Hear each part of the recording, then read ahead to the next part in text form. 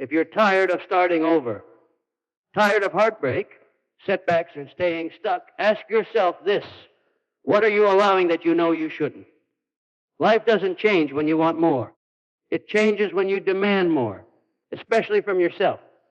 Your standards are your thermostat. And the moment you turn them up, everything else must rise or fall away. The decision to upgrade your life begins with one truth: raise your standards or stay where you are. Most people believe that dreams determine their destiny. But dreams are fragile if they aren't protected by standards. Your standards are the expectations you hold for how you show up in the world and what you accept from others. You may dream of abundance, but if you tolerate laziness or disorganization, your reality will never match that dream. You may dream of love, but if you accept disrespect or emotional inconsistency, you've trained your nervous system to normalize dysfunction. Dreams are what we desire. Standards are what we demand. And life inevitably bends to what we demand. When your standards rise, so does your identity. You begin to walk differently, speak differently, even think differently. And as you shift internally, the world begins to respond. Opportunities align, relationships change. Time gets reallocated. So if you're frustrated by your current life, ask, what are the standards I've settled for? Because the day you raise your minimums is the day the universe takes your transformation seriously.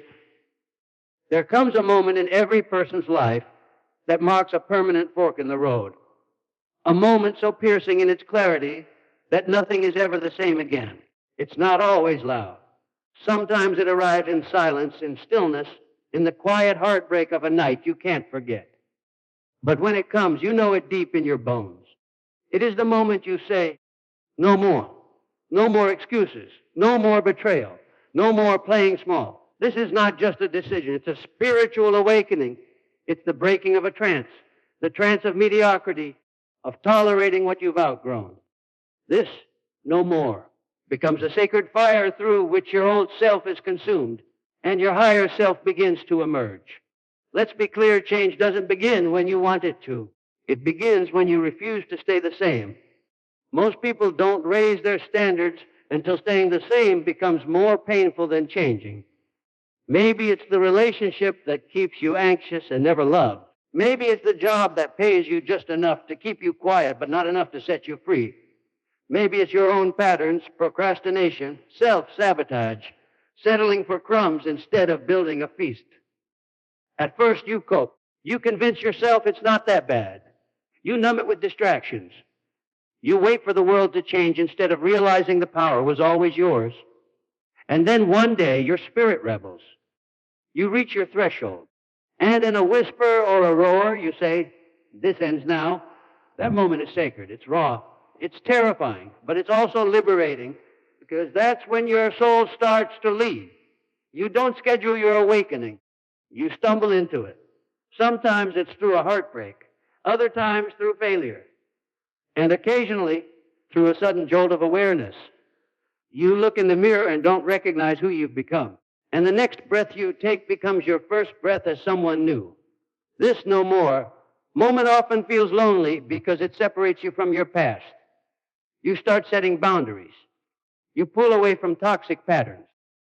You refuse to water dead plants even if they once brought you joy. And yes, it can hurt. Growth always does. But it hurts more to live misaligned with who you're meant to be.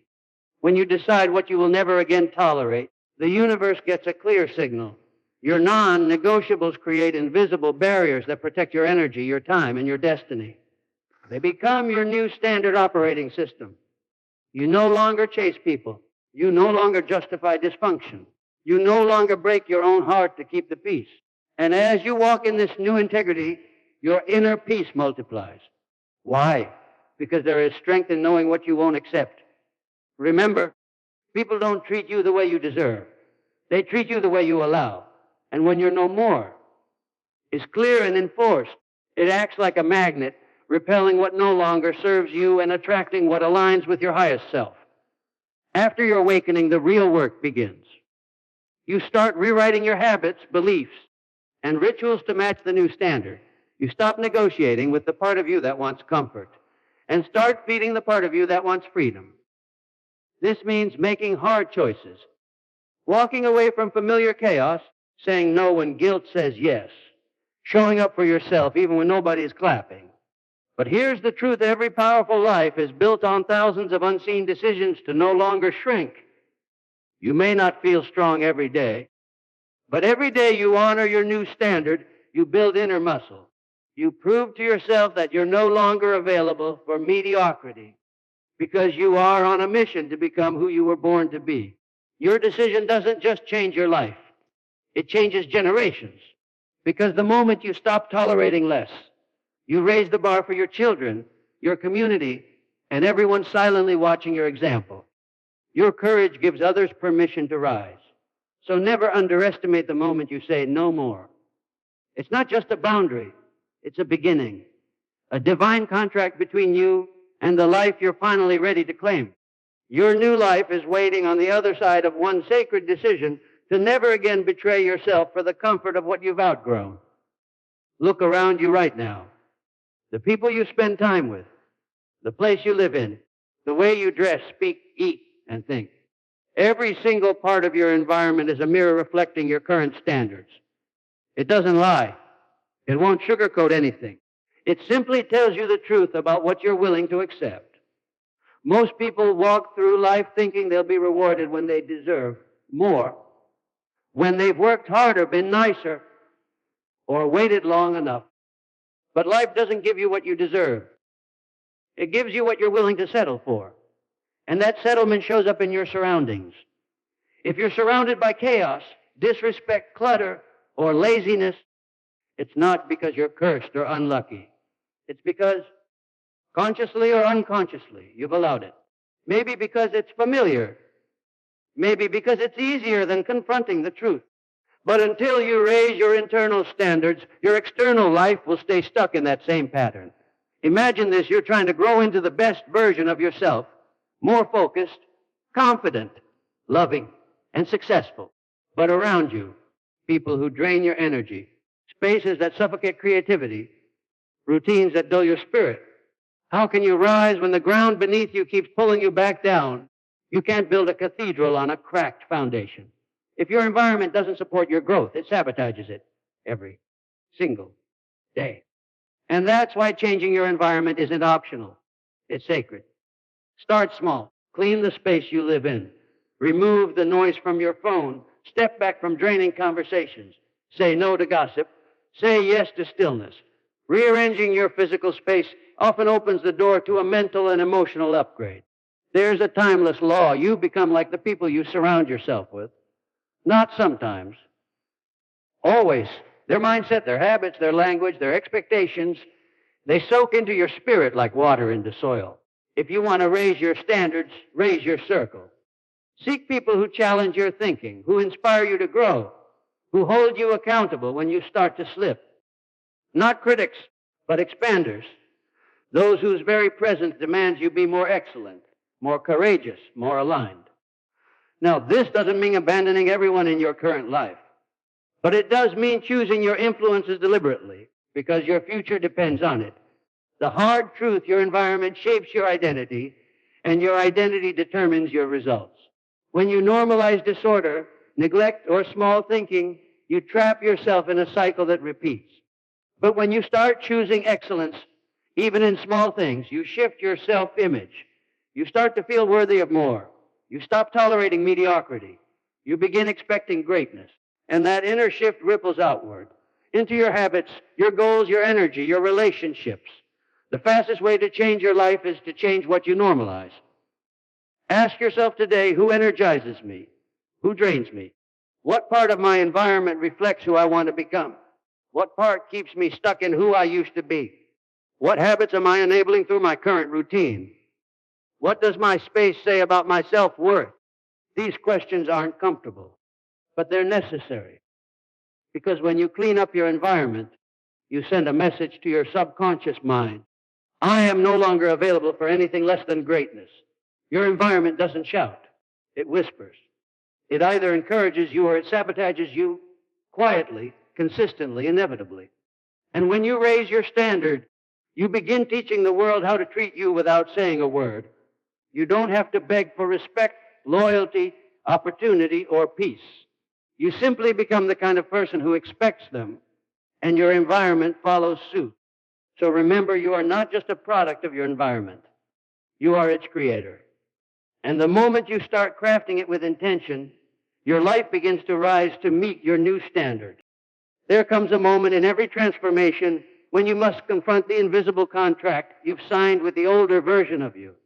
The version that played small, accepted less, procrastinated, feared change, and settled for good enough. That version served a purpose once. It kept you safe hidden and maybe even comfortable. But now it's standing between you and the life that calls to you. To rise, you must break that agreement and write a new one. Let's be real, your past habits, thoughts, and beliefs are not your identity. They're patterns, and patterns can be broken. Too often, we cling to the old self out of loyalty. Loyalty to the person we were, the pain we endured, or the people who only knew us in our smaller form. But here's the thing: growth demands betrayal. Not betrayal of values, but of limitation. You must betray your old story if you want to tell a new one. This isn't about denying your past. It's about refusing to be ruled by it. The real you isn't the version that doubted, delayed, or diminished their potential. The real you is the one who dreams bigger, feels deeper, loves harder, and knows they're meant for more. Every time you say, "That's just how I am," or "I've always struggled with this," or "This is who I've been my whole life," you're feeding the identity you're supposed to leave behind. The mind is loyal to identity. Whatever you claim as yours, your subconscious works overtime to defend, even if it's destroying you. That's why change starts with language. Stop saying, "I'm lazy." Start saying, "I'm becoming more disciplined." Stop saying, "I always mess things up." Start saying, "I'm learning how to lead myself better." You're not lying to yourself. You're choosing a new truth, one that aligns with who you're becoming, not who you've been. To change your life, you must separate from the parts of you that can't go where you're going. That might mean breaking habits, leaving environments, or even walking away from relationships that reinforce the older version of you painful. Yes, necessary, absolutely. Think of it like a snake shedding its skin. The old skin isn't wrong. It simply doesn't fit anymore. Holding on to it suffocates growth. Letting go of it liberates potential. There's a death that must happen before rebirth. And the death is symbolic. It's the surrender of the version of you that's too small for your destiny. Breaking the agreement with your old self isn't a one-time decision. It's a daily recommitment. Every morning, you must ask, "Who am I becoming today?" And then act in alignment with that answer. That means saying no to what your old self would have tolerated, and yes to what your higher self demands. It means facing discomfort with courage. It means walking with integrity even when no one's watching. It means sacrificing the familiar for the extraordinary. You're not trying to change your life someday.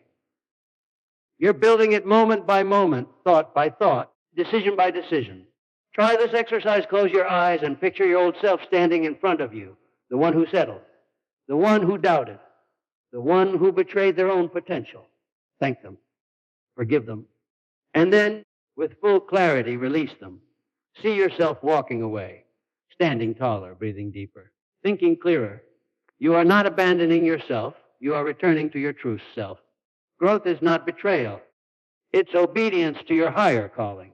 You're not supposed to stay the same. You're supposed to evolve. You're supposed to leave behind the version of you that was rooted in fear, scarcity, and survival, and walk boldly into the version of you that leads with purpose, power, and peace. So break the agreement. Tear up the old contract. Write a new one with your future self. One that says, "I am no longer available for mediocrity, delay, fear, or self-sabotage. I choose excellence. I choose courage. I choose to rise." Because the day you do that is the day your life begins to change from the inside out. One of the greatest revelations you'll ever have is this: your emotions are not random. They don't just appear out of nowhere. They are deeply influenced, often dictated by your expectations. What you expect from people, from life, from yourself, it creates the framework for how you feel moment to moment. And the truth is, if you keep getting disappointed, frustrated, or angry, it's not always because life is unfair. It might be because your expectations are unconscious, unrealistic, or misaligned with truth.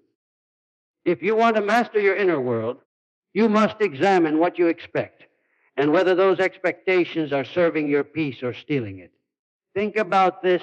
Have you ever felt let down because someone didn't text you back, didn't meet a deadline, didn't say thank you, didn't treat you how you treat them? Why did that hurt? It wasn't just their action. It was the expectation you had. Expectation is the silent architect of emotion. It's the blueprint. And when reality doesn't match the blueprint, your emotions ring the alarm. That's not inherently bad. But when your expectations are rooted in assumptions rather than truth, you'll live in a constant loop of disappointment. One of the most emotionally exhausting expectations we carry is this: they should know. But we expect others to think like us, act like us, love like us, honor our boundaries without us stating them, read our minds, and anticipate our needs. But no one sees life exactly as you do. No one owes you the emotional fluency you've worked to build. And expecting people to read your soul without communication is a recipe for bitterness. Replace "they should know" with "I will show them how to love me, respect me, and treat me." That shift alone will free you from the emotional torment of unmet, unspoken expectations. We often try to control people so they meet our expectations, but control is an illusion, and it's a draining one. The real power lies in managing your expectations. That means aligning them with reality, with clarity, and with grace. It's not about lowering your standards. It's about raising your self-awareness. Ask yourself, are my expectations grounded in truth, or are they fantasies based on fear, ego, or entitlement? When your expectations are rooted in inner wisdom, your emotions follow with peace. Many people get hurt not because others are cruel, but because they tolerated behaviors they should have addressed, corrected, or walked away from. You may expect people to treat you with kindness and respect, but do you enforce that standard? If someone crosses a boundary and you stay silent, you just taught them that boundary doesn't matter. If you keep tolerating inconsistency, you just showed them your peace is negotiable. Expectation alone is powerless. Expectation backed by action becomes a standard. One of the most powerful tools you can use to master your emotions is this simple truth: stop expecting without expressing. Say what you mean. Ask for what you need. Communicate your boundaries. Declare your standards. Clarity is love. Assumptions are emotional landmines. When you express clearly, you liberate yourself from resentment. You give others the gift of understanding, and you take full ownership of your emotional world. Some will tell you to lower your expectations to avoid disappointment. That's not the answer. The answer is to refine your expectations so they're not naive, but noble, not rigid, but rooted, not fear-driven, but faith-led. Expect truth. Expect growth. Expect mutual effort. Expect to be respected. Expect alignment over attention. Expect peace over popularity. Because when your expectations are clear, conscious, and courageous, your emotions stabilize. You stop reacting to the world and start responding from your center. Next time you feel triggered, pause and ask, what expectation did I hold here? And is it true, fair, and aligned? That moment of reflection can turn emotional chaos into deep clarity. Remember, your emotions are messengers, not masters. They're signals, not shackles. And when you learn to trace your emotional patterns back to your expectations, you reclaim your power. Not the power to control others, but the power to govern yourself. And that, more than anything, is the secret to unshakable inner strength. One of the most sobering truths you will ever confront is this: you don't get in life what you want. You get what you tolerate. You may desire peace, love, respect, and growth, but if you continue to accept chaos, neglect, disrespect, and stagnation, life will give you more of that. It's not punishment. It's alignment, the standards you set through what you permit, broadcast your inner worth to the world. And people, circumstances, and even your own habits respond to those energetic boundaries. Every time you allow someone to treat you poorly without addressing it, you send a silent signal. This is okay. Every time you let fear stop you from speaking up, standing tall, or walking away from dysfunction, You reinforce that fear's authority over your life. Life is always listening to your actions more than your intentions. You don't have to scream. You don't have to fight. You simply have to decide, I no longer tolerate what diminishes my peace. That decision, though quiet, shifts the direction of your destiny. Your standards act like a thermostat for your life. If you set the temperature too low, if you settle for inconsistent love, low-effort friendships, jobs that steal your soul, you'll remain in an environment that drains you. But raise the temperature, raise the expectation, raise your standard, and suddenly the people, habits, and circumstances that don't match that frequency begin to fall away. It's not magic, it's alignment. When your standards rise, your energy shifts. And when your energy shifts, your reality catches up. You may not even realize that every time you say, it's fine, when it's not every time you bite your tongue out of fear, every time you keep peace externally while waging war internally, you're reinforcing a dynamic where your needs, feelings, and boundaries are not respected. People aren't mind readers. They observe. They test. They learn. If you allow someone to cross a line, they'll assume the line was never real. That's not about blame. It's about clarity. And clarity starts with you. Your life will not rise beyond the standard you hold for yourself when no one's watching. This includes how you speak to yourself, how you care for your body, how you honor your time, how you manage your emotions. If you want to attract respect, show respect to yourself. If you want to attract depth, cultivate depth within. If you want to attract peace, stop feeding chaos. Attraction isn't just about magnetism. It's about resonance. You draw to you what vibrates at your level of self-worth.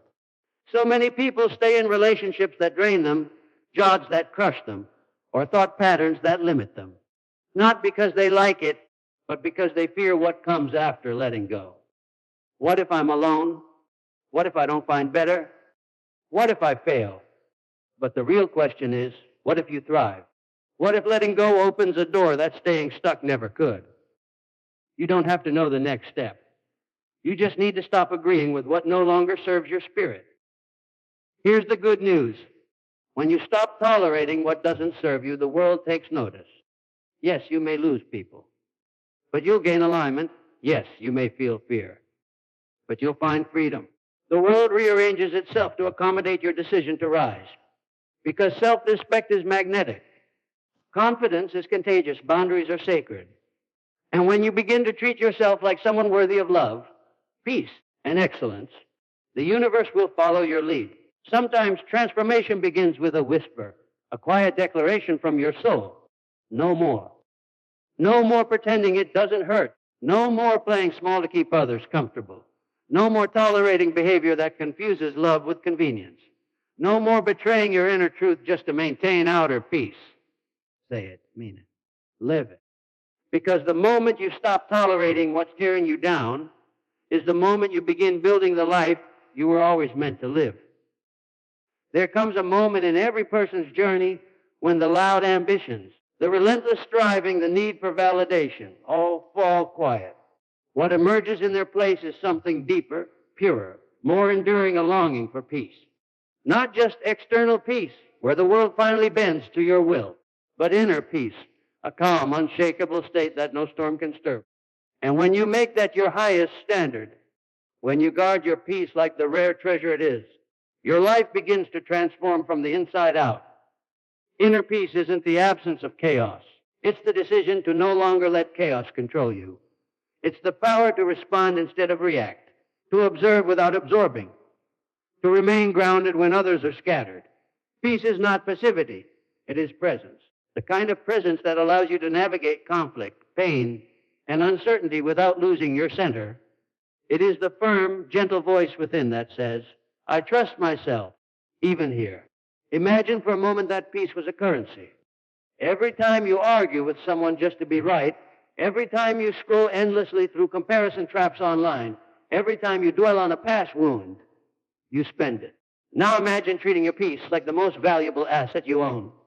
Would you spend it on gossip, on drama, on what people think of you, or would you guard it fiercely, lovingly, intentionally, knowing that your clarity, your joy, your power all flow from that stillness within, When peace becomes the standard, compromise becomes the exception. Many people chase control in the external world, trying to fix others, predict outcomes, manipulate situations.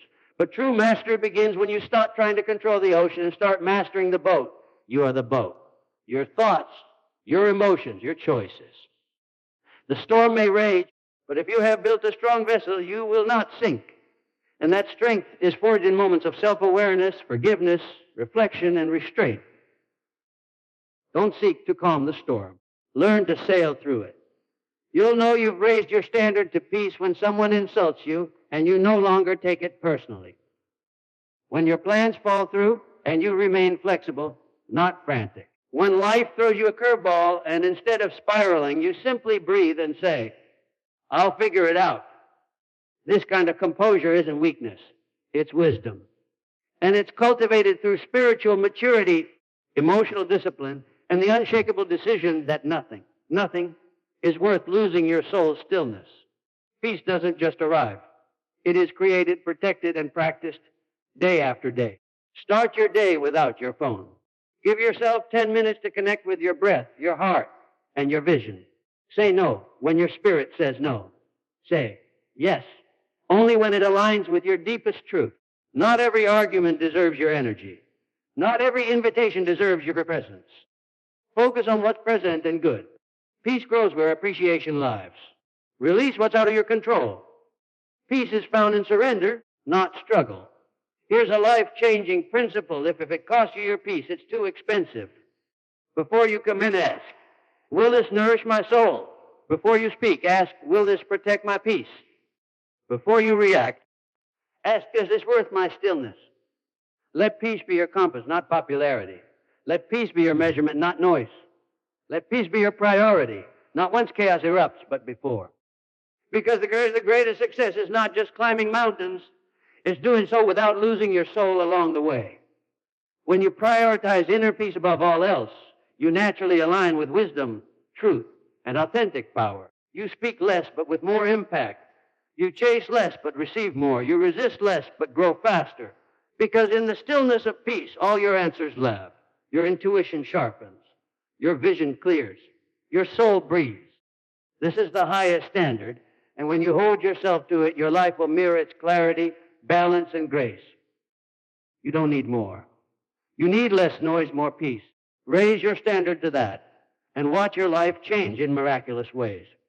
Every person is born with infinite potential, but few realize that the quality of their life isn't determined by what happens to them, but by what they accept as normal. Your standards are invisible forces shaping your decisions, your habits, and your future. If you expect little, you will live small. If you demand growth, integrity, peace, purpose, you will rise to meet that expectation. The change you crave doesn't begin with the world. It begins with what you are no longer willing to tolerate within yourself. Raise your standard, and your life will begin to reshape itself to fit your new identity, not instantly, but inevitably. Start with one area, one decision, one moment of courage, and repeat. The future belongs to those bold enough to set a higher standard for themselves and brave enough to live by it. Don't lower your standards to match the world. Raise them so the world has to rise to meet you.